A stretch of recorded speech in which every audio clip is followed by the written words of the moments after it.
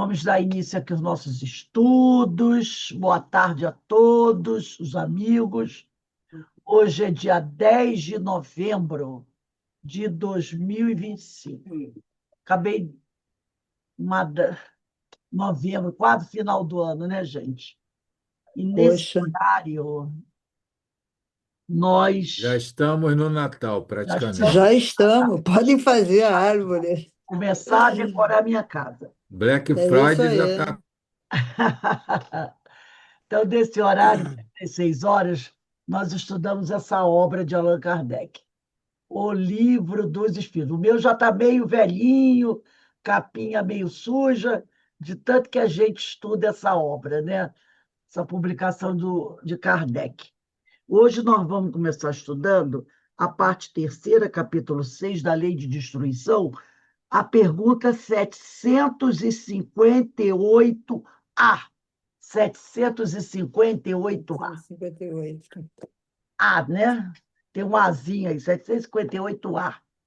Mas antes de nós iniciarmos, vamos aqui elevar o nosso pensamento ao alto, ao nosso Pai Criador, a Jesus, o médico das almas, a Francisco de Assis, nossos benfeitores espirituais, agradecendo tudo que nós temos recebido, agradecer ao Senhor pela misericórdia que Ele tem derramado sobre nós e pedir ao Pai que nos abençoe, que nos fortaleça, que abençoe o nosso lar, abençoe, né, Isso aí.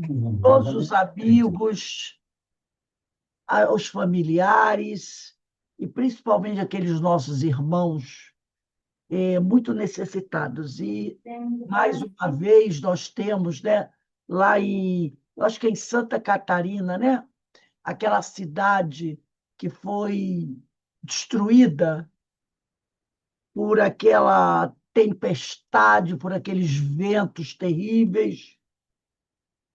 Acho que é São Gonçalo do Sul, né? Acho que o nome da cidade é esse. Que Deus tenha misericórdia desses nossos irmãos, os ampare, os dê força, principalmente para aquelas famílias, né, que tiveram parentes desencarnados, né, naquele. Esqueci até o nome, não é furacão, não, mas é pior que furacão. Ele é pior que o furacão. Ele durou mais ou menos 2 minutos e fez aquela destruição toda, né? Um vendaval terrível. Então, que Deus tenha piedade desses nossos irmãos, de todos aqueles que estão em sofrimento, e assim envolvidos por essas bênçãos, essa misericórdia que cai sobre cada um de nós. Pedimos a Deus que nos dê a permissão para iniciarmos o nosso estudo de hoje. Graças a Deus. Então, gente, acho que é São Gonçalo do Sul, né? Lá em Santa Catarina, essa cidade vitimada, né? Por esse vendaval que teve terrível, É tornado, Rose. tornado, né? Ele vinha a ser pior, estava vendo os especialistas falando, pior que o furacão, o tornado. Porque o furacão, normalmente, os cientistas conseguem percebê-lo 2, 3 dias antes dele chegar, porque ele vem do mar. O furacão vem do mar. Então, os cientistas conseguem saber que ele vai chegar, então dá tempo, né? A gente vê nos Estados Unidos, vê em Cuba, o pessoal se prepara, né?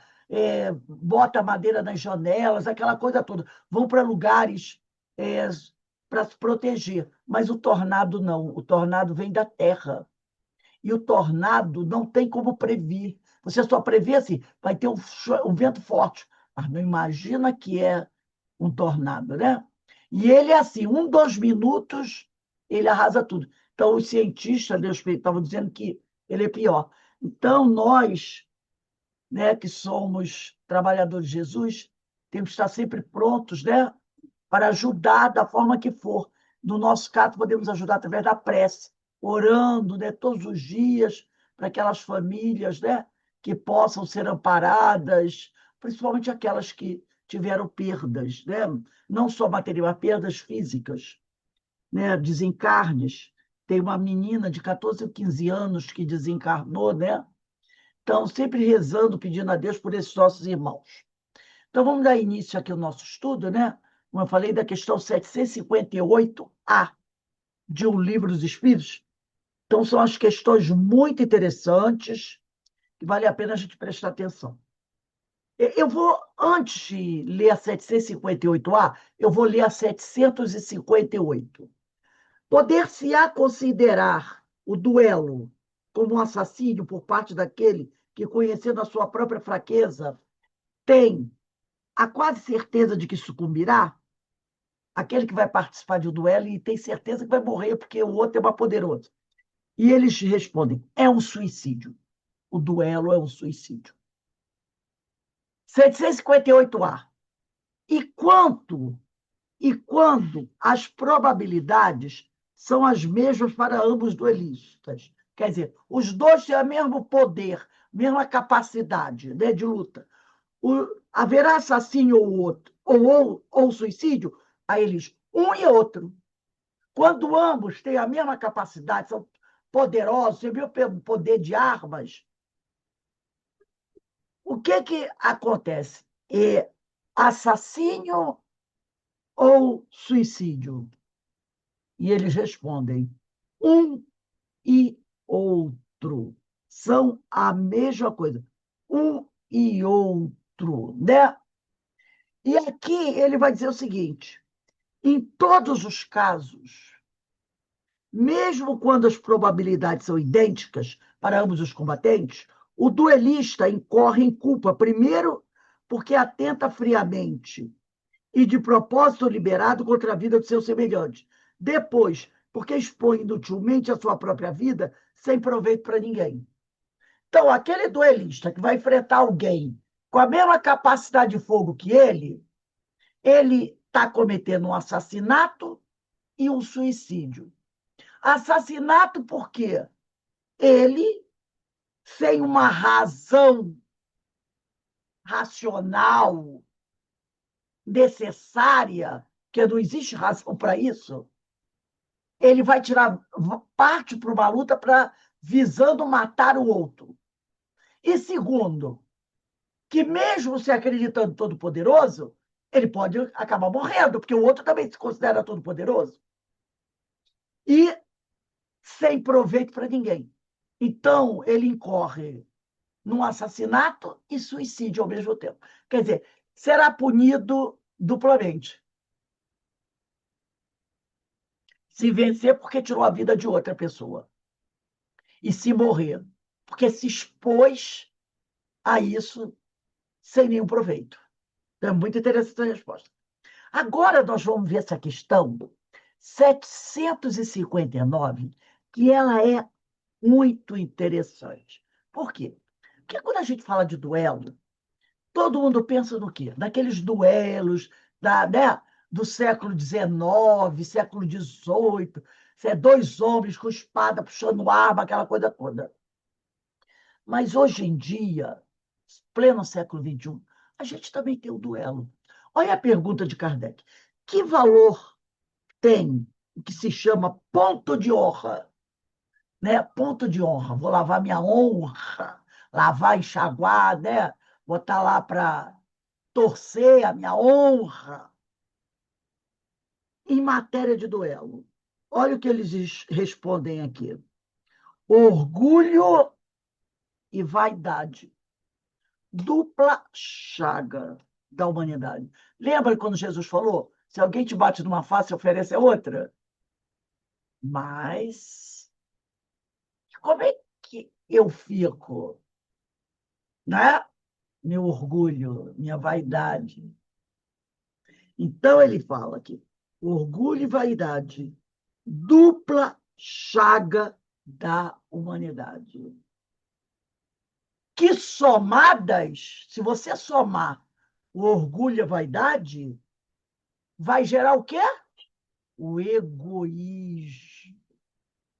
Orgulho e vaidade somados dão como produto final o egoísmo. Olha que beleza. Então, eu vou para o duelo para salvar, para a minha honra, porque a minha honra não pode ser manchada. Lembra que, antigamente, né, nos filmes que a gente via, o cara tirava aquela luva da mão, lembra? Ele tirava o par de luvas da mão, juntava e pá! E batia no rosto do outro com as luvas. Aquilo era sinal de convidar para o duelo. Então, ele tirava suas luvas e pá! Orgulho. Ah, porque ele me ofendeu.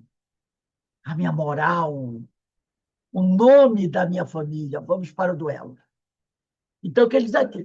Que valor que é o chamado ponto de honra? Orgulho e vaidade, dupla chaga da humanidade. Aí nós fizemos umas anotaçõezinhas, né? Vamos refletir sobre o duelo, mas não o duelo com armas, mas sim sobre o duelo de egos. Duelo de egos. Quando queremos impor os nossos pontos de vista, né? Duelos de egos. Quando queremos impor os nossos pontos de vista, estamos exacerbando o nosso ego e nos transformando em egoístas. Egoístas. Não é? Então, hoje, a gente muitas vezes participa de um duelo de egos. Então, eu faço questão de que o meu ponto de vista seja um ponto de vista vitorioso. Vitorioso. Afinal de contas, você sabe com quem você está falando? Não é assim? De vez em quando tem uma dessas. Você sabe com quem você está falando? Então, exacerbando nossos pontos de vista. Então, estamos exacerbando o nosso ego e nos transformando em egoísta. Vamos marcar. Lembra que eu falei, ó? Peguem marcadorzinho aí. Bota o marcador aí na questão que nós estamos estudando, 759, para a gente voltar com tranquilidade. Vamos lá na questão 913. Tem dois companheiros que caíram aí, Eloá e Alberto, né? Vamos lá na 913. A 913 trata do O Egoísmo, parte terceira, capítulo 12, da perfeição moral. Alberto já voltou. Alberto, deixa marcadinha aí a 759. Vamos lá na 913 do Livro dos Espíritos. Então, como eu falei, repetindo aqui, eu não sei se o Alberto pegou, nós vamos refletir sobre o duelo, mas não o duelo com armas, aquele duelo antigo, mas sim sobre o duelo de egos. Quando queremos impor os nossos pontos de vista, estamos exacerbando o nosso ego e nos transformando em egoístas. Egoístas. Então, hoje nós temos o duelo de egos. A gente vê muito isso na política, né? Nas empresas, o duelo de egos. Então, lá na 913 de O Livro dos Espíritos, trata do o egoísmo. Olha a pergunta de Kardec. Dentre os vícios, qual que se pode considerar radical? Temos dito muitas vezes, o egoísmo. Daí deriva todo o mal. E ele usa uma palavra bem moderna, né? Ser radical aqui, né? Então, temos dito muitas vezes, o egoísmo. Daí deriva todo o mal. Todo o mal do mundo deriva do egoísmo. Estudai todos os vícios e verei que no fundo de todos há egoísmo. Por mais que lhes deis combate, não chegareis a extirpá-los enquanto não atacardes o mal pela raiz, enquanto não lhes houverdes destruído Tá bom. a causa. Então, enquanto a gente não destruir a causa do egoísmo, ele continua lá. Eu estou na questão 913 de O Livro dos Espíritos. Aí ele diz aqui: tendam, pois, todos os esforços para esse efeito. Façamos todos os esforços para destruir o egoísmo. porquanto aí é que está a verdadeira chaga da sociedade. Quem quiser, desde esta vida, ir aproximando-se da perfeição moral, deve expurgar, quer dizer, arrancar do seu coração todo sentimento de egoísmo, visto ser o egoísmo incompatível com a justiça, o amor e a caridade. Ele, o egoísmo, neutraliza todas as outras qualidades. Ele consegue paralisar, neutralizar todas as qualidades. Agora que esse assunto egoísmo, por ser um assunto ainda muito poderoso, né? E ainda está muito presente na nossa vida atual, a gente precisa falar um pouquinho mais dele. Então, vamos pegar o Evangelho segundo o Espiritismo? O Evangelho, eu sempre falo para vocês, qualquer estudo que a gente for fazer, a gente tem que botar em cima da mesa. Evangelho, Livro dos Espíritos e Livro dos Médiuns. Então, você fica aí, já sabe que é possível que um dos três a gente lance mão. Então, vai qualquer estudo que eu vou fazer, pega sempre o Evangelho, o Livro dos Espíritos, o Livro dos Médiuns. Vamos pegar aí, abrir o Evangelho no capítulo 11. Vem a ser o capítulo que a gente está estudando nas palestras de quinta-feira, né? Amar o próximo como a si mesmo. É o capítulo 11 do Evangelho segundo o Espiritismo. Item 11, capítulo 11, item 11. Lembrando que a questão 759 do Livro dos Espíritos está lá marcadinha, né? Que é que nós estamos estudando. Por isso que eu já falei, ó. Vamos estudar, bota um monte de marcadorzinho em cima da mesa. Evangelho, capítulo 11, item 11. O egoísmo. Diz assim o Evangelho. Lê para a gente aí, Carmen, o primeiro parágrafo do Evangelho. Sim. O egoísmo, chaga da humanidade, tem que desaparecer da Terra, a cujo progresso moral obsta. Ao Espiritismo está reservada a tarefa de fazê-la ascender na hierarquia dos mundos. O egoísmo é, pois, o alvo para o qual todos os verdadeiros crentes devem apontar suas armas, dirigir suas forças, sua coragem. Digo, quem está falando é Pascal, né? Ah, não, não. É Emmanuel. Emmanuel. Digo, coragem, porque dela muito mais necessita cada um para vencer-se a si mesmo, do que para vencer os outros. Que cada um, portanto, empregue todos os esforços a combatê-lo em si, certo de que este monstro devorador de todas as inteligências, esse filho do orgulho, é o causador de todas as misérias do mundo terreno.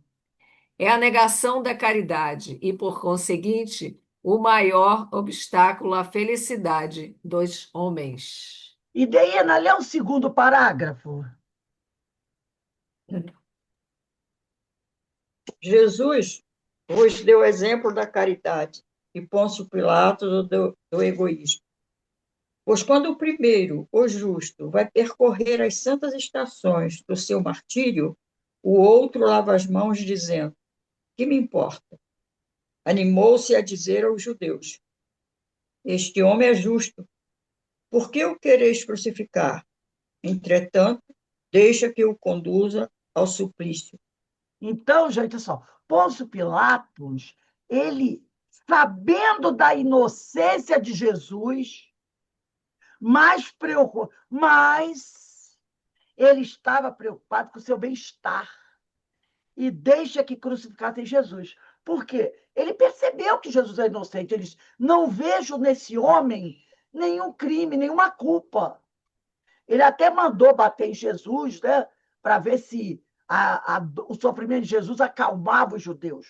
Porque primeiro ele disse, eu não vejo nesse homem culpa nenhuma. Aí manda que levem Jesus, batam nele, que os judeus queriam que ele condenasse logo. Ele manda bater para ver se os judeus, vendo Jesus flagelado, desistissem de mandar matá-lo. Quando ele traz Jesus, Jesus está todo machucado. Ele volta a dizer, não vejo culpa nesse homem.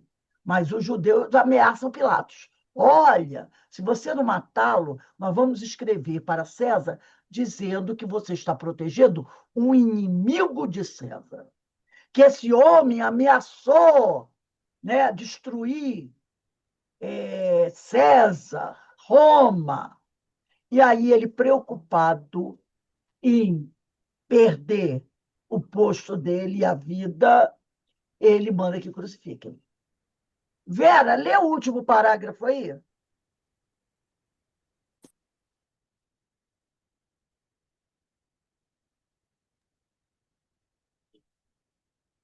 É a esse antagonismo entre a caridade e o egoísmo, a invasão do coração humano por essa lepra que se deve atribuir o fato ainda de não haver o cristianismo desempenhado por completo sua missão. Cabem-vos a vós, novos apóstolos da fé, que os espíritos superiores esclarecem o encargo e o dever de extirpar esse mal, a fim de dar ao cristianismo toda a sua força e desobstruir o caminho dos pedrouços que lhe embaraçam a marcha. Expulsai da terra o egoísmo para que ela possa subir na escala dos mundos, porquanto já é tempo de a humanidade envergar sua veste viril para o que cumpre que primeiramente o expilais dos vossos corações. Emanuel, Paris, 1861. E olha o que ele disse aqui, no meio desse parágrafo. Cabem-vos a vós, novos apóstolos da fé, que os espíritos superiores esclarecem. Então, quem são esses novos apóstolos da fé? Somos nós. Somos nós. Os novos apóstolos da fé, que estamos sendo instruídos pelos espíritos superiores. Cabe a nós o encargo e o dever de arrancar esse mau egoísmo a fim de dar ao cristianismo toda a sua força e desobstruir o caminho das pedras que lhes embaraçam a marcha. Então, cabe a nós esse trabalho de fazer desaparecer o egoísmo do mundo. Cabe a nós. Olha que responsabilidade. Nós não abraçamos o evangelho? Abraçamos. Então, cabe a nós trabalhar para eliminar o egoísmo do mundo. Não é tarefa pequena, não, gente. Não é tarefa pequena, não. Agora, vamos deixar aqui o evangelho, vamos voltar ao livro dos Espíritos, mas na questão 799.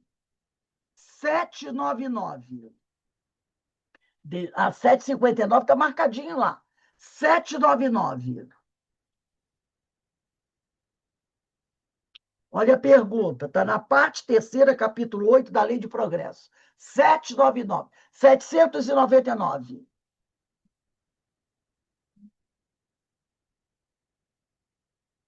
De que maneira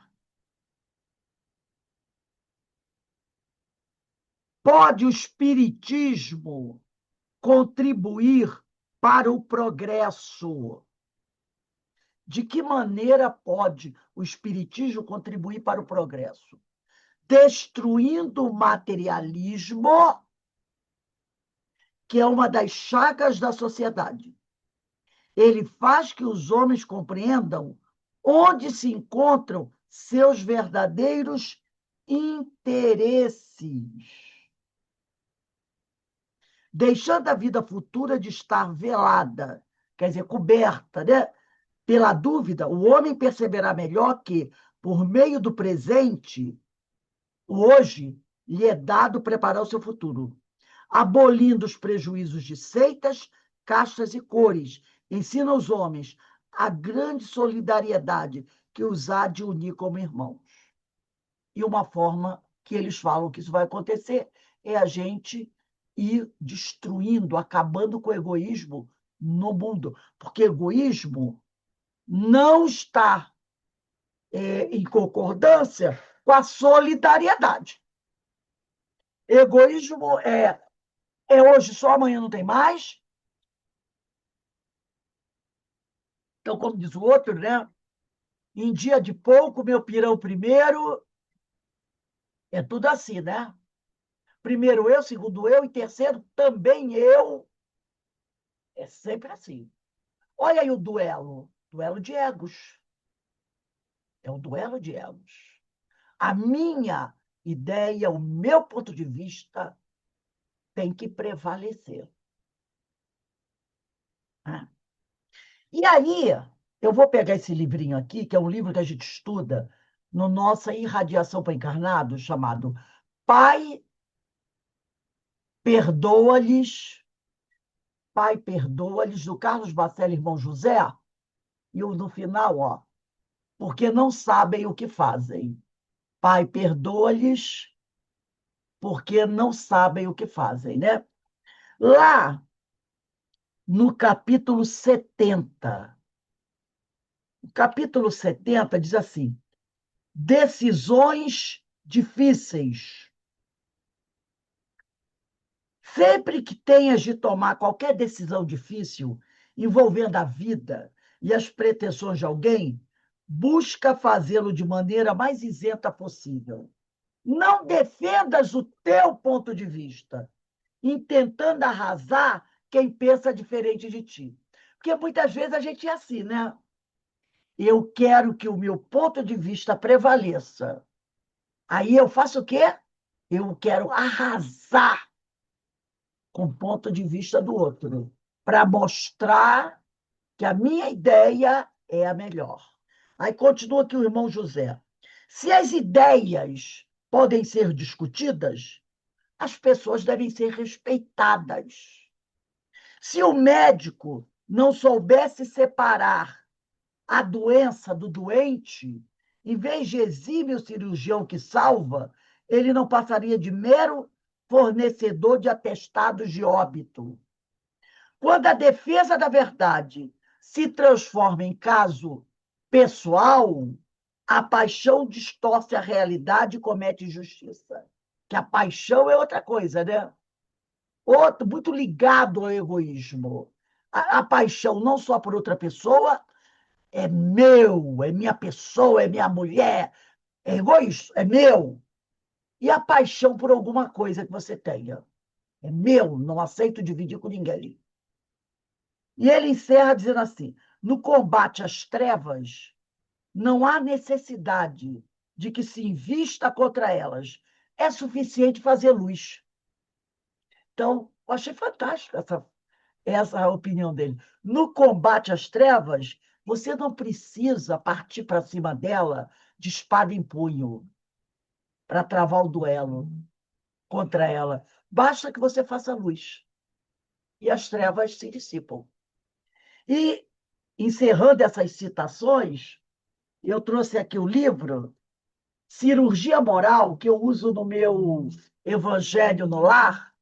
Muito bom, gosto muito desse livrinho aqui.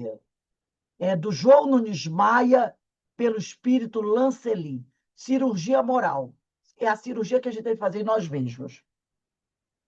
E aí, no capítulo 48, ele vai dizer assim: tudo isso a gente tratando aí de egoísmo, né? Esse tema tão importante.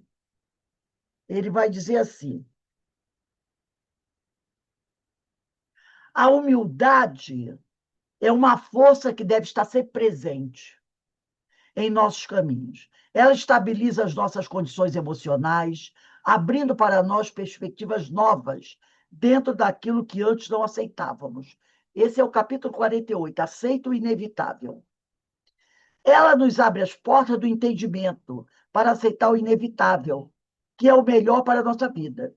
Se recuamos diante dele, é por não conhecermos seus efeitos na maturação do nosso espírito. A reencarnação é um desses exemplos, chegando a ponto de os próprios conhecedores da lei a detestarem, porque não querem portar novos corpos dentro da sequência imposta pela limpeza kármica. Limpeza kármica é o processo educativo, né?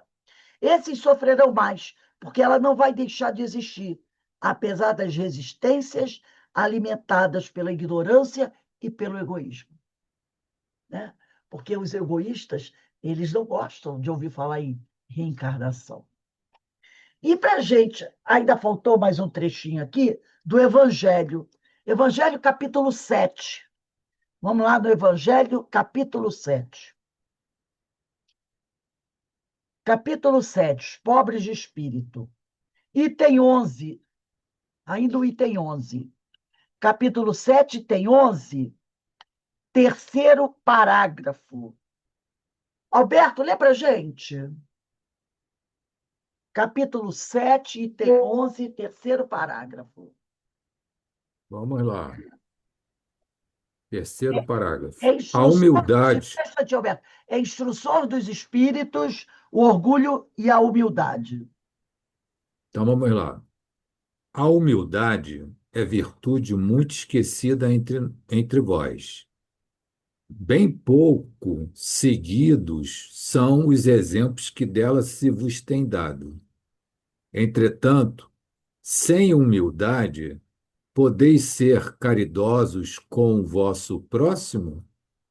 Oh, não, pois que este sentimento nivela os homens, dizendo-lhes que todos são irmãos, que se devem auxiliar mutuamente, e os induz ao bem. Sem a humildade, apenas vos adornais de virtudes que não possuís, como se trouxesses um vestuário para ocultar as deformidades do vosso corpo. Lembrai-vos daquele que nos salvou. Lembrai-vos da sua humildade, que tão grande o fez, colocando-o acima de todos os profetas. Continua ou Agora, não? não. Deixa eu pegar aqui. Deixa eu mexer no meu mouse aqui um instantinho. Agora, eu vou pedir. Denise, Márcia, não sei, a Márcia está com o Evangelho aberto para ler o parágrafo 4º? Não tô não, Rose. Ah, então, Desculpa. Denise, abre aí o Evangelho, lê o 4º parágrafo.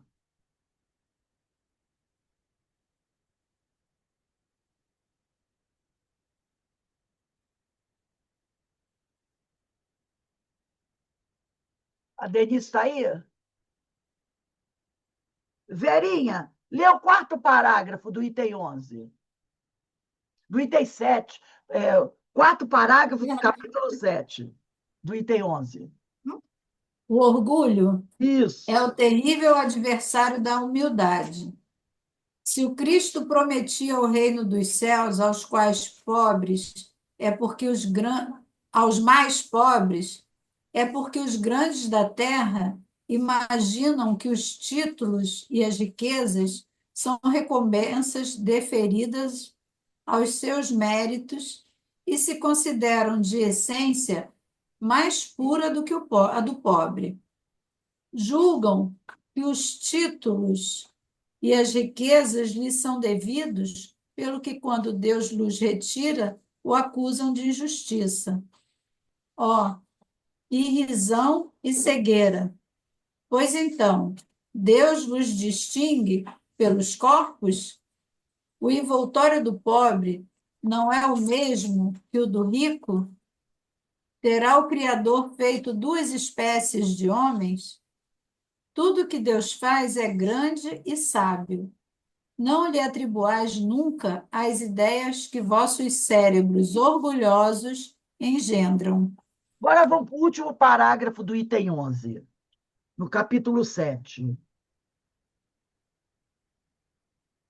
Último parágrafo do item 11. Ele diz aqui, ó: despertai, meus irmãos, meus amigos, que a voz dos espíritos ecoe nos vossos corações. Sede generosos e caridosos sem ostentação. Isto é, Fazei o bem com humildade, que cada um proceda pouco a pouco à demolição dos altares que todos ergueram ao orgulho. Numa palavra, sede verdadeiros cristãos e tereis o reino da verdade. Então, quando na 759, Kardec pergunta que valor tem o que se chama ponto de honra em matéria de duelo, eles dizem orgulho e vaidade. Dupla chaga da humanidade. E o orgulho e a vaidade somados vão gerar o egoísmo. O egoísmo, né? Então, hoje nós temos o duelo, sim. O duelo de egos. Quando a gente quer impor a nossa posição, a nossa verdade, o nosso ponto de vista. E aí, como disse o irmão José, eu acredito que para impor o meu ponto de vista, eu tenho que arrasar o ponto de vista do outro. Eu não consigo sentar para debater educadamente. Eu só me sinto vitorioso se eu derrubar o outro. Literalmente, né? Derrubar o outro. Humilhar o outro. Isso é o duelo atual. É o duelo atual. Né? Então, achei muito bom a gente fazer essas leiturinhas aqui. Vamos lá na 759A. Kardec pergunta, mas não, porque Kardec sempre quer aprofundar um pouco mais. Aí ele diz aqui, mas não há casos em que a honra se acha verdadeiramente empenhada e em que uma recusa fora covardia? Não há casos em que, se alguém chamar você para um duelo, um debate, você não aceite? Não será isso uma prova de covardia? Olha o que ele diz. Isso depende dos usos e costumes. Cada país e cada século tem a esse respeito um modo de ver diferente.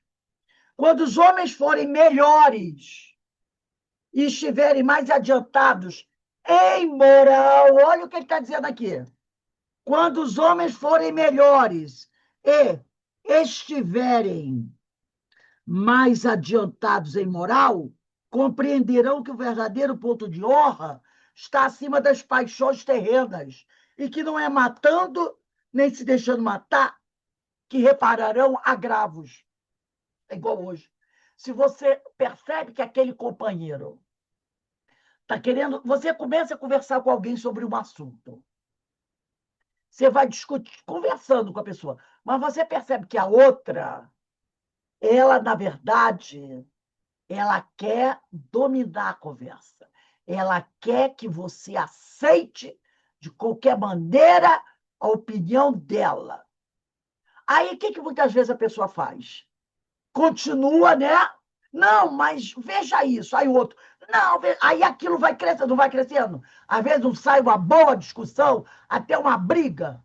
Então, é aquela coisa. Você está ali conversando com alguém, você coloca o seu ponto de vista, ele coloca o outro. Aí você tenta, né, conversar, mas se você sentir que o outro, na verdade, não quer, ele não está querendo conversar sadiamente. Ele está querendo, entendeu? Apertar você, ele está querendo te sufocar, ele está querendo. Para, dá um jeito de desconversar e vai embora. Sai daquela conversa. Porque Kardec perguntou, não seria isso uma prova de covardia? Ele diz, não tem nada a ver prova de covardia, não é covardia. Não é covardia. E aí ele diz aqui, quando os homens forem melhores e estiverem mais adiantados em moral, nós ainda temos esse tipo de coisa hoje. Ainda mais quando não entra o assunto política, né? Ainda mais quando entra política. Então, está provando que nós, hoje, ainda não estamos muito adiantados do ponto de vista moral, porque a gente ainda cai nessas brigas.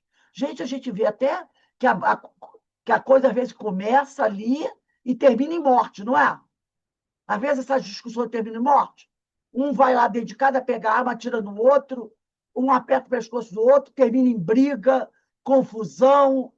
Então, ele diz aqui, quando os homens estiverem mais adiantados, compreenderão que o verdadeiro ponto de honra está acima das paixões terrenas, e que não é matando, brigando, discutindo, saindo no tapa, nem se deixando matar, que repararão os agravos. Aí Kardec bota uma notinha aqui.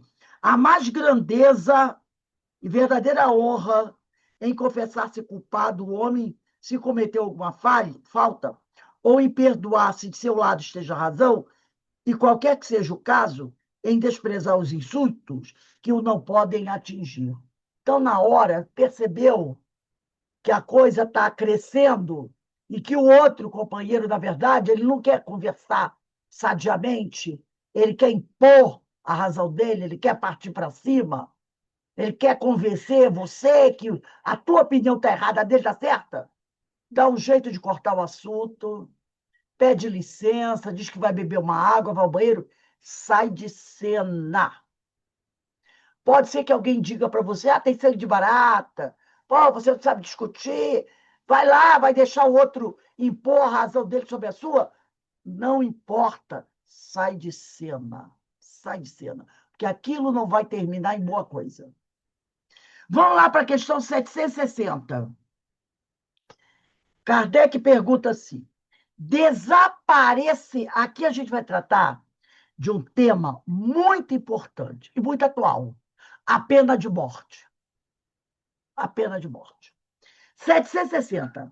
Desaparecerá algum dia da legislação humana a pena de morte, que nós sabemos que muitos países, como os Estados Unidos, em alguns estados, não são em todos, tem pena de morte. Aqui no Brasil não tem, mas em alguns estados americanos tem.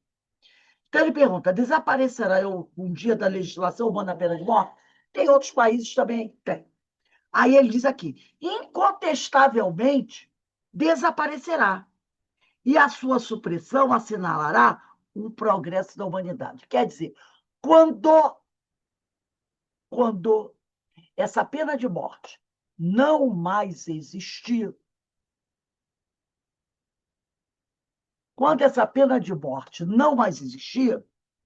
isso assinalará um progresso da humanidade. Mas, por enquanto, nós ainda temos a pena de morte em vários lugares. Quando os homens estiverem mais esclarecidos, a pena de morte será completamente abolida da Terra. Então, quando os homens estiverem mais esclarecidos. Então, ele está querendo dizer o quê? Que nós ainda não estamos esclarecidos o suficiente. Inclusive, a gente aqui vai abrir um parênteses. Existe uma coisa que é o seguinte: para nós espíritas, o livro base da codificação, o mais importante da codificação, é este aqui, certo? Esse, para nós espíritas, é o livro mais importante. Porque todos os outros livros estão contidos dentro do Livro dos Espíritos. Quando você vai para o índice do Livro dos Espíritos, você vai encontrar lá das causas... Deixa eu pegar o outro aqui, meu mais velhinho, ele é bem... Você vai lá, né? Das causas, parte primeira, todo o índice do Livro dos Espíritos. Parte primeira das causas primárias. Isso é abordado no livro A Gênese. Todos os livros da codificação derivam desse. A parte primeira do Livro dos Espíritos, né, que tem a questão número 1 do Livro dos Espíritos, né, essa parte primeira vai ser estudada e aprofundada no livro A Gênese. A parte segunda do Livro dos Espíritos, do mundo espírita ou mundo dos espíritos, vai ser aprofundada no livro dos médiuns. A parte terceira, que trata das leis morais, a Boa Nova, vai ser aprofundada no Evangelho segundo o Espiritismo. E a parte quarta, das esperanças e consolações, no livro O Céu e o Inferno. Então, você tem, dentro do livro dos Espíritos, a Gênese, o livro dos Médiuns, o Evangelho e o Céu e o Inferno. Então, foi daqui, do livro dos Espíritos, que Allan Kardec montou o Pentateuco, depois do livro dos Espíritos prontos.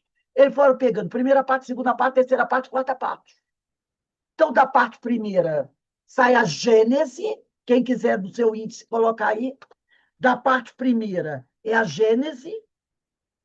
Da parte segunda, Livro dos Médiuns. Da parte terceira, Evangelho.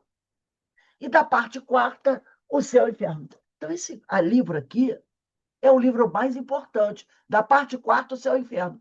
É o livro mais importante para nós espíritas. Então, não há ideia, nenhuma ideia espiritista fora do contexto filosófico do Livro dos Espíritos. Não pode existir nenhuma lei, nenhuma ideia espiritista fora do contexto filosófico do Livro dos Espíritos. Então, se aquela ideia que está aí no ar, essa ideia que alguém me apresenta, se ela não estiver dentro do contexto filosófico do Livro dos Espíritos, eu, como espírita, não posso abraçar. Pena de morte está fora do contexto filosófico do Livro dos Espíritos. E não tem senão, não tem vírgula. A doutrina espírita não abraça a pena de morte. E nós vamos ver aqui por quê. A forma muito lógica. Então, se essa ideia não está em acordo com o contexto filosófico do Livro dos Espíritos, eu não posso abraçar. Por mais que o mundo esteja virando de cabeça para baixo. Olha a pergunta de Kardec. Desaparecerá algum dia da legislação humana a pena de morte? Incontestavelmente. Desaparecerá e a sua supressão assinalará um progresso da humanidade. Quando os homens estiverem mais esclarecidos, a pena de morte será completamente abolida na Terra. Não mais precisarão os homens de ser julgados pelos homens.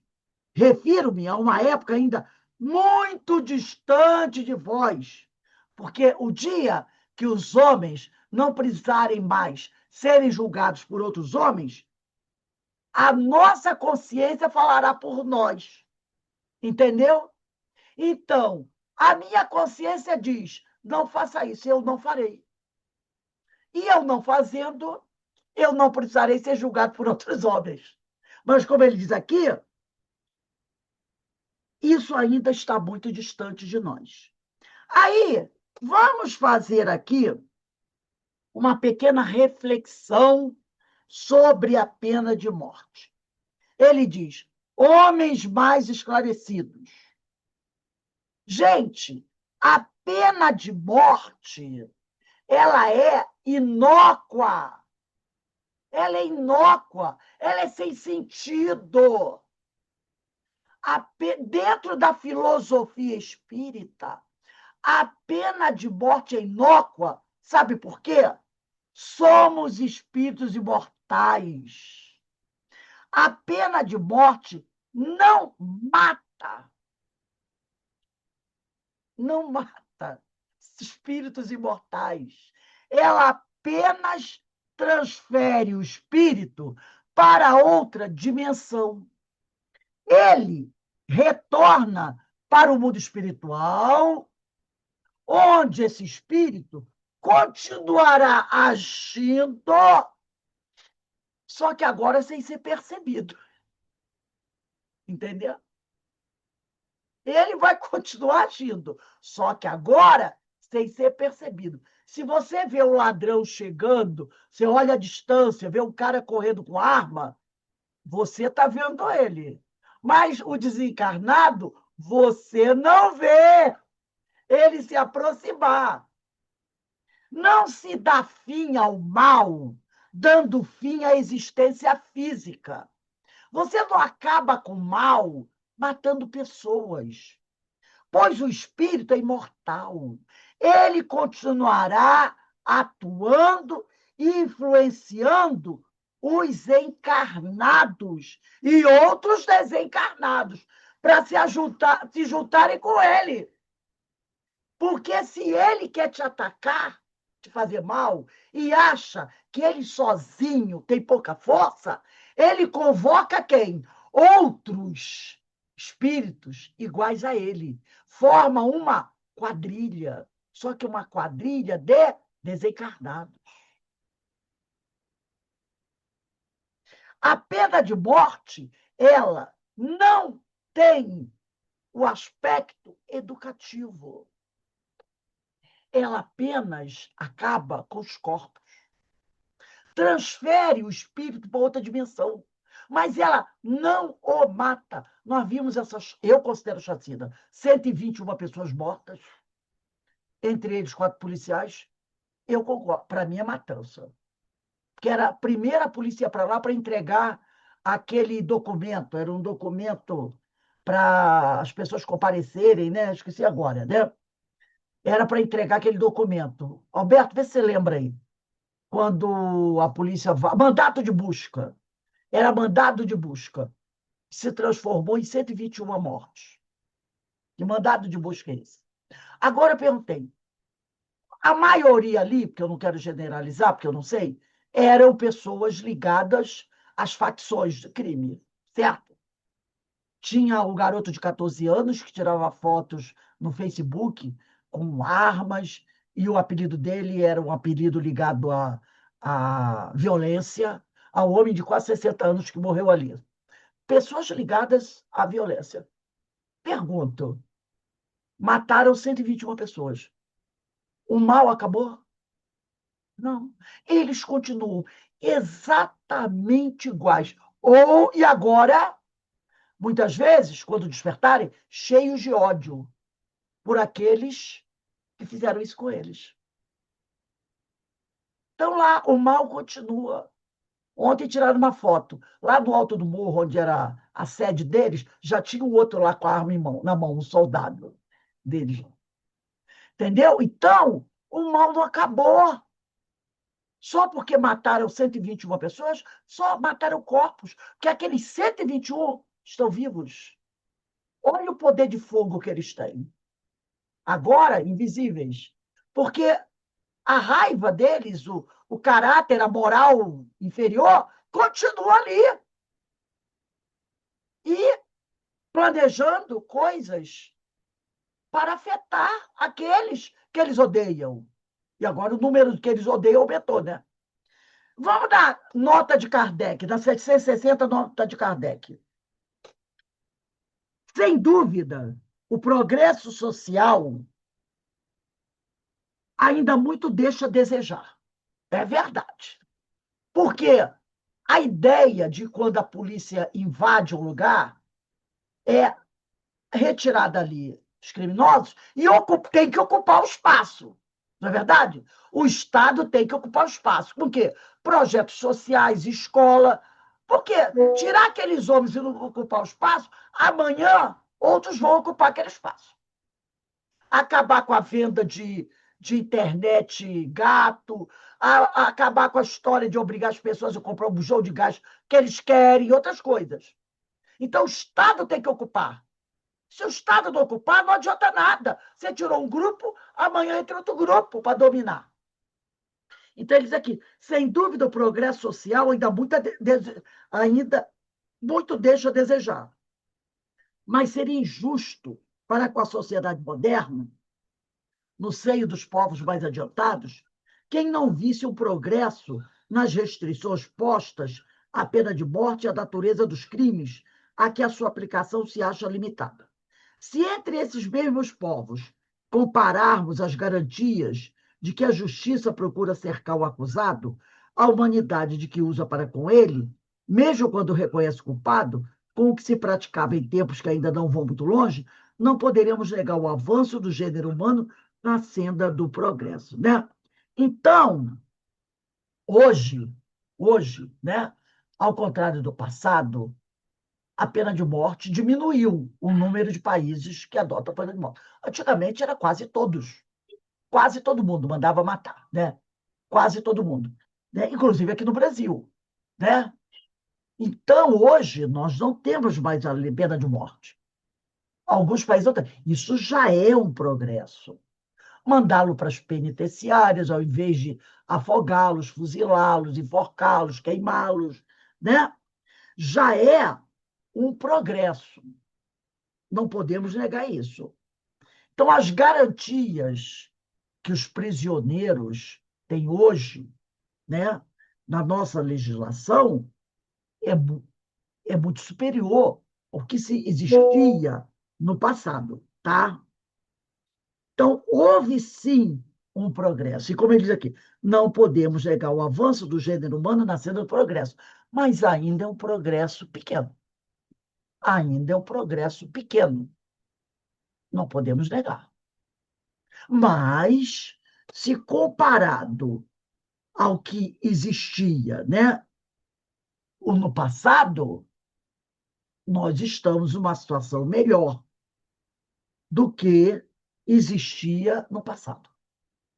Agora, a doutrina espírita, ela trata desse assunto de uma maneira como poucas outras doutrinas tratam. Primeiro, mostrando para a gente que não adianta a pena de morte. Que a pena de morte é sem razão. Não existe razão para a pena de morte. Ela é inócua. Por quê? Você não mata aquela pessoa. Você só a transfere de posição, de dimensão. Então, ela é inócua, porque ela não resolve o problema. Aquele ser continua vivendo. Tem um livro, ainda tratando desse assunto, que é um assunto muito importante, tem um livro, não é espírita, porque o autor diz, eu não sou espírita. Mas o autor é um professor cubano, mas que tem uma profunda admiração pela doutrina espírita. O livro é esse aqui. Não sei se está dando para vocês verem. É professor Fernando Ortiz. Professor Fernando Ortiz, A Filosofia Penal dos Espíritas. Estudo de filosofia jurídica. Professor Fernando Ortiz, A Filosofia Penal dos Espíritas. E ele vai abordar aqui nesse livro sobre a visão espírita. E ele começa esse livro dizendo assim, capítulo 1, não sou espírita. Ele diz logo, não sou espírita. Tá?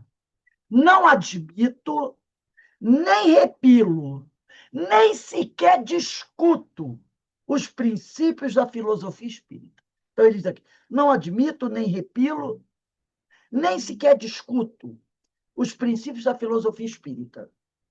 Nem mesmo analiso e critico os fenômenos supranormais, que os espíritas chamam de medianímicos e que Richer chamou de metapsíquicos, pois prescindo deles em absoluto. Coloco eles à parte, tá? Não os levo em conta. Limito-me a recordar as ideias nas quais os espíritas, especialmente Allan Kardec, cristalizam suas crenças acerca da criminologia, que poderíamos chamar cósmica ou universal. O estudo da criminologia do espiritismo, dessa crença que pretendem ser um novo avanço da evolução religiosa moderna, religião que se quis apresentar como racional e experimental, negadora do materialismo imperante, mas usufrutuária de toda a sua tecnologia, produziu em meu ânimo impressões inesperadas, que tentarei reproduzir. Aí ele vai para o capítulo 2, que é as bases ideológicas do espiritismo. Ele diz assim: a filosofia espírita parte da existência de um ser supremo, Deus, criador de todas as coisas, e da existência imortal dos espíritos. Com efeito, os espíritos são criados imperfeitos e sua existência se desenvolve depois de uma série enorme de provas dolorosas que os despertam, que lhes fortalecem as faculdades e os elevam até as alturas da evolução psíquica. O objetivo do espírito é progredir, ascender, elevar-se sempre e acercar-se de Deus. Na história natural dos espíritos, não há regressões. Pode haver paradas, situações de quietudes, nunca retrocesso. Para alcançar esse progresso, o espírito pode aproveitar todos os instantes que seja o seu estado, mesmo da erraticidade ou de imaterialização, fora dos mundos estelares ou em um estado de encarnação, de trânsito em um mundo qualquer, dos muitos que se supõem serem habitados. A vida do espírito pressupõe, portanto, uma série de avatares. Ele fala em avatares, né? São as personalidades, em um ou em vários mundos, segundo seu estado de adiantamento. Sua personalidade eterna percorre essas transmigrações de forma tangível e material, com caráter próprio, sofrendo ao mesmo tempo o peso da matéria a que está ligado o perispírito, e contra cuja inércia ética terá que lutar, vencendo-a.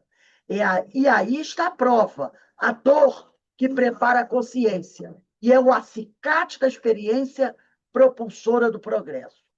Aquilo, portanto, que chamamos vida humana, não é mais que uma de tantas épocas de estratificação, de prova, de encarnação, através das quais os espíritos vão apurando suas faculdades e acercando-se cada vez mais das perfeições absolutas.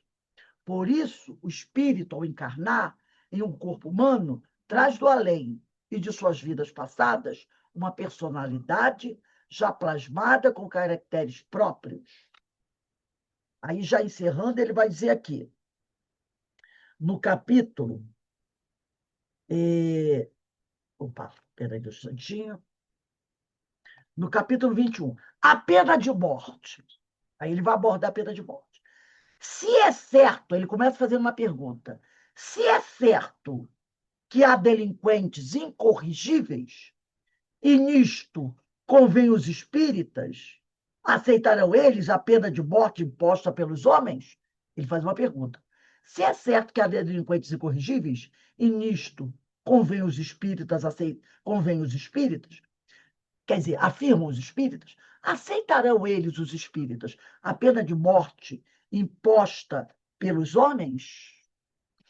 Aí ele vai dizer assim, capítulo 22, não apenas eternas ou perpétuas. Ele vai dizer assim, não se admite, portanto, no espiritismo, a pena de morte, como não se admitem as suas equivalentes, as penas eternas.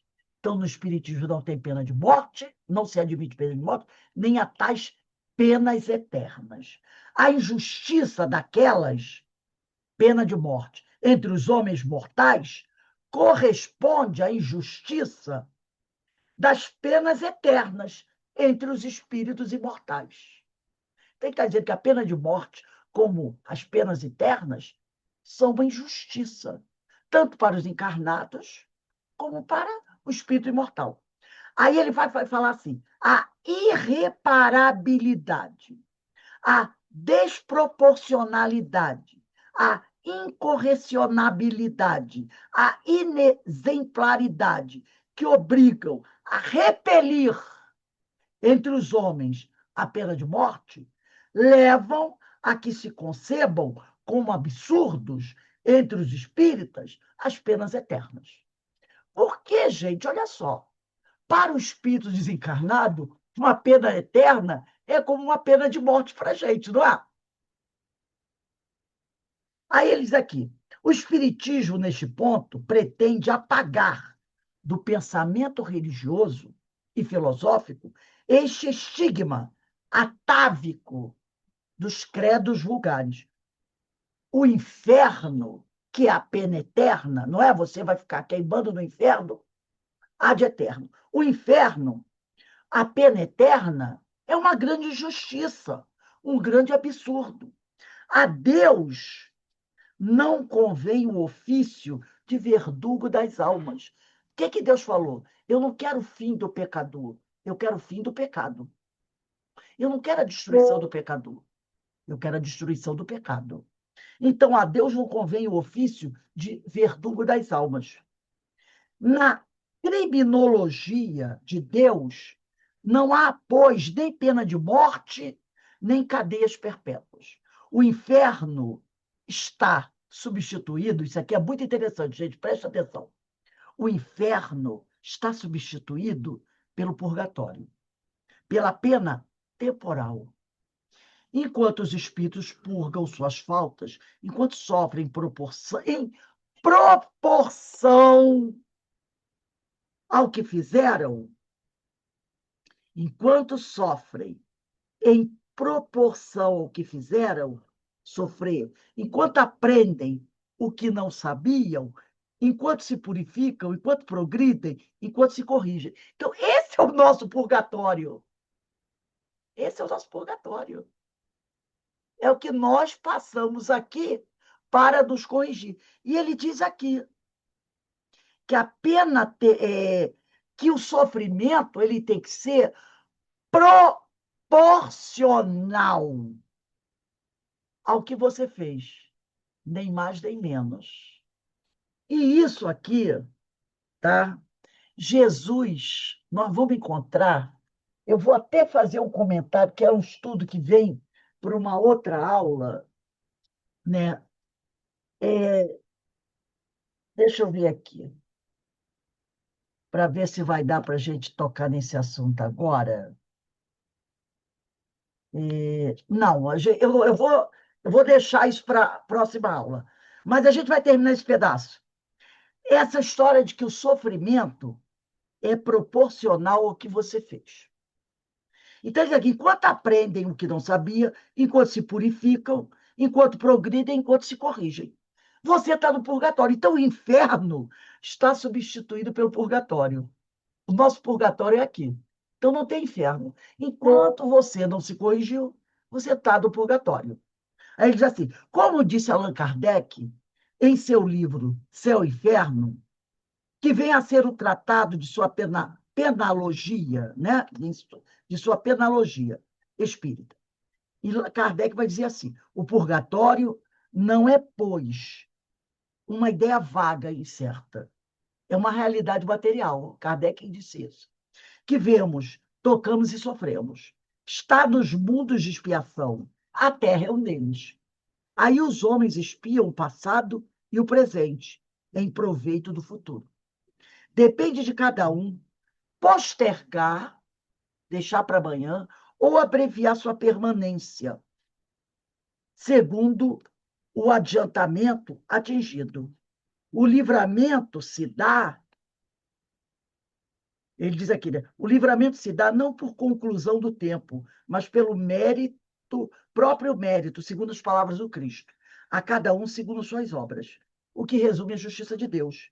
Graças à revelação dos Espíritos e aos exemplos que eles nos oferecem, sabemos que a duração do sofrimento é regulada pelo melhoramento do culpado. Quer o castigo se verifique na vida espiritual.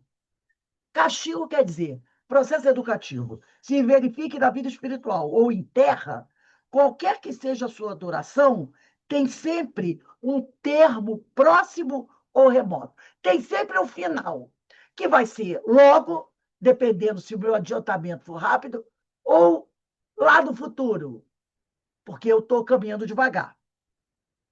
Não há para o espírito mais que duas alternativas: castigo temporal, que é processo educativo, e graduado segundo a culpabilidade e recompensa segundo o mérito. Então, só há essas duas saídas. O espiritismo repele a terceira alternativa, o da condenação eterna e a pena de morte. O inferno reduz-se à figura simbólica das maiores penas, cujo termo é desconhecido. O inferno passou a ser o quê? Aquela pessoa que está passando por um resgate muito longo, muito difícil, porque ela cometeu muitos crimes. Para ela, isso é o inferno. Mas um dia, isso terá fim. Aí ele diz aqui, o purgatório é a realidade, é a nossa realidade que é o purgatório. A palavra purgatório revela a ideia de um lugar circunscrito, um lugar reservado. Eis porque se aplica naturalmente ao planeta Terra, lugar de expiação que está no espaço infinito, onde erram, vivem os espíritos sofredores. Além disso, a natureza dos sofrimentos terrestres é uma verdadeira expiação. Então, vejam como uma pessoa que não é espírita, é um professor cubano, ele reconhece na doutrina espírita o quanto é inócuo a pena de morte e as penas eternas. Como elas são injustas. A pena de morte é injusta porque ela é aplicada acreditando-se que você está eliminando o mal, matando aquela pessoa. E a gente sabe que não é verdade. E ele reconhece isso. E ela mostra que a tal pena eterna, que é a pessoa queimada no mármore do inferno para sempre, é uma injustiça. Porque, como disse Jesus, e a gente vai estudar isso na aula passada, na próxima aula, o processo educativo tem que ser proporcional ao que você fez. E nem mais e nem menos. E nem mais e nem menos. Porque não tem sentido você castigar uma pessoa de forma muito mais elevada do que aquilo que ela fez. Ou você tentar condenar a pessoa ao inferno eterno, ou tirar a vida dela achando que você está fazendo uma limpeza. E não está, porque a pena de morte não mata o espírito imortal. Mas muitas vezes, para nós, homens da atualidade, dá menos trabalho você aplicar a pena de morte do que você buscar educar o espírito. Educação tem um custo. Educação dá trabalho. Não é? Quem educou filhos sabe que educação dá trabalho. Não é? Não é você dizendo para o filho, não faça mais isso, que acabou, acabou. Você disse isso para ele quando ele tinha 10 anos e acabou. Ele não vai mais cometer esse erro. Educação é um processo ali, ó, diário. Então, para, infelizmente, uma certa casta da sociedade, é mais fácil retirar aquela pessoa de cena. E parece que você resolveu o problema. E a gente sabe que não resolveu. Porque esses espíritos retornarão com um novo corpo físico, mas com o mesmo caráter. Com o mesmo caráter. Então, a pena de morte é enorme. É algo sem sentido. Por isso a doutrina espírita é contrária, além de ser contrária à lei de Deus. Está lá, quinto mandamento, não matarás, ponto. Mas, analisada, é inócua. Temos aí 2 minutinhos. Alguém gostaria de comentar alguma coisa sobre isso que nós estudamos hoje? O que essas frases de efeito, né? Bandido morto é bandido bom é bandido morto. Isso aí, então, pelo que a gente está vendo, é uma pura irracionalidade. É botar você ter uma visão do teu irmão de forma desumana, irracional, sem caridade. Entender que você, eliminando o bandido, tu eliminou o problema, né? Eliminou o mal. Mas tem espíritas que ainda pensam assim. Por isso é que a gente disse aqui, ó, não há ideia espiritista fora do contexto filosófico do Livro dos Espíritos. Se a ideia que a pessoa traz é contrária ao contexto filosófico do Livro dos Espíritos, você está agindo, você está fora desse contexto espírita.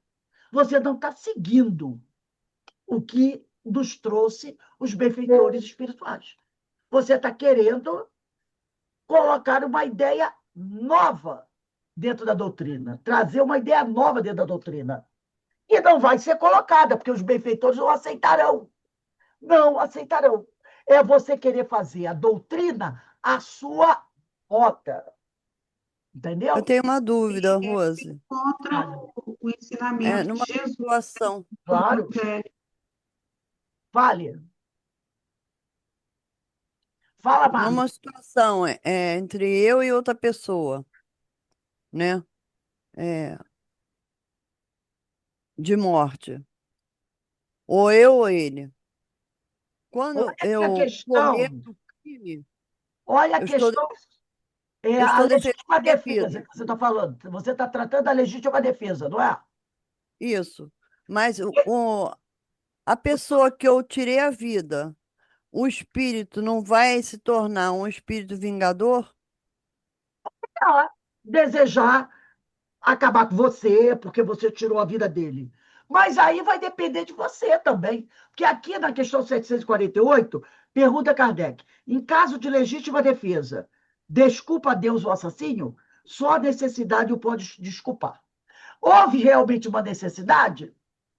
Acabou. Houve uma necessidade. Agora, se ele virar atrás de você, ele pode sim vir. Mas aí vai depender como você se defende. A sua elevação moral que te defende. Sua Sim, elevação moral. Entendeu? O entendi. que nos defende, quantos espíritos estão por aí que não gostam da gente,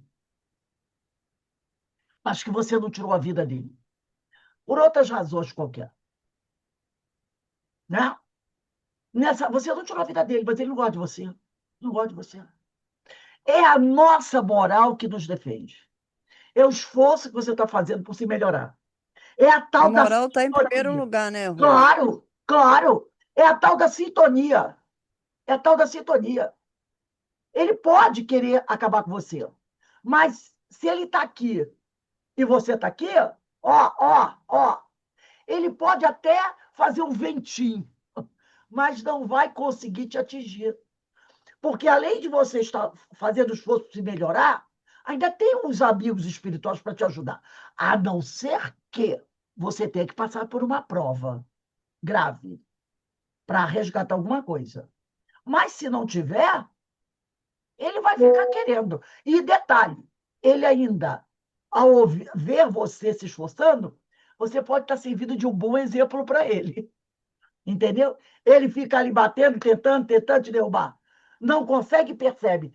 Por que será que eu não estou conseguindo? E aí ele começa a analisar. Aí pode ser que ele até diga, né? Poxa, quem sabe se eu fizer o que ela está fazendo, eu também não vou me livrar de uma boa. Então, a nossa moral nos defende. Né? A nossa moral, a aplicação dos ensinos de Jesus, né? Desse evangelho de Jesus, que é o que a gente tanto estuda aqui.